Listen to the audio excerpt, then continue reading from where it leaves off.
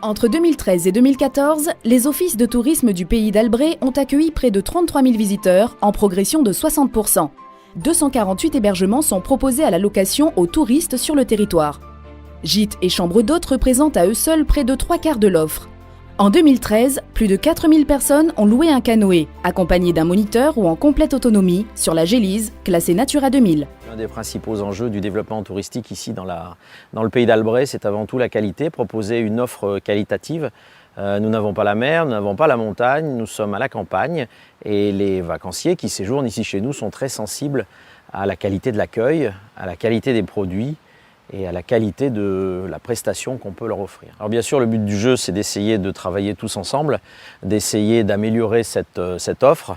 Et il est vrai que les fonds européens peuvent effectivement aider certains à améliorer leur offre, qui fera que nous aurons effectivement des partenaires encore plus performants.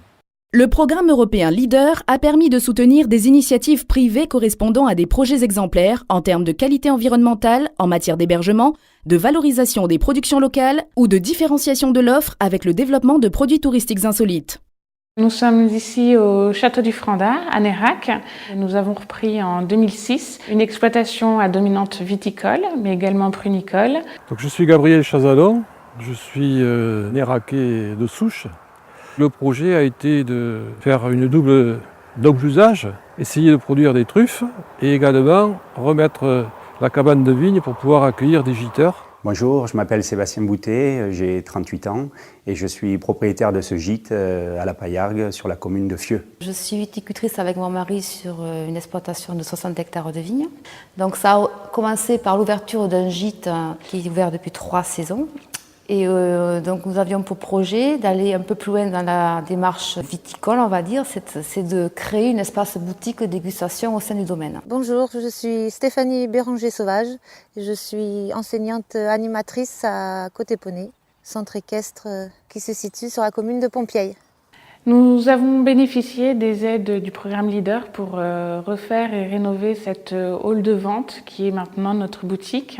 Les fonds LEADER nous ont aidés à financer 2 carrières, poney et cheval, un vent pour transporter les chevaux, un petit manège couvert pour les plus jeunes et un système d'irrigation pour les poneys et les chevaux qui vivent à l'extérieur. J'ai pris connaissance du programme LEADER porté par le syndicat mixte dès la phase de conception de mon projet. Et le dépôt du dossier puis l'obtention de subventions m'a permis effectivement de réaliser concrètement ce projet de gîte dans ce corps de ferme. Donc nous avons été retenus dans le programme LEADER par le syndicat mixte du pays d'Albret pour la création d'un espace boutique accueil des dégustations.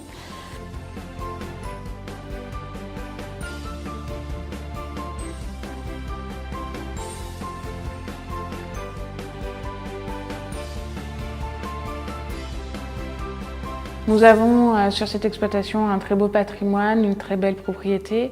Et cette boutique est un peu le premier pas du développement de l'œnotourisme qu'on souhaiterait faire ici. Donc, les objectifs dans le futur, c'est de passer en fait d'une restauration de gîte à la valorisation d'un site touristique, en augmentant les capacités d'accueil sur ce site, tout en gardant et préservant une démarche de qualité, de charme, de confort. C'est de montrer que tel ou tel produit ou telle démarche répond à un besoin, soit un besoin commercial, soit une nécessité sociale. Le but, c'est d'initier des choses qui servent un petit peu de vitrine pour que plus tard, ça puisse être dupliqué.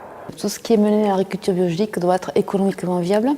Et les producteurs qui se lancent dans l'agriculture biologique l'ont bien compris, ce sont des professionnels. Je pense que dans notre département, donc on a vraiment une richesse inestimable, c'est la diversité des produits. Donc on a quand même plus de 70 productions sur notre département.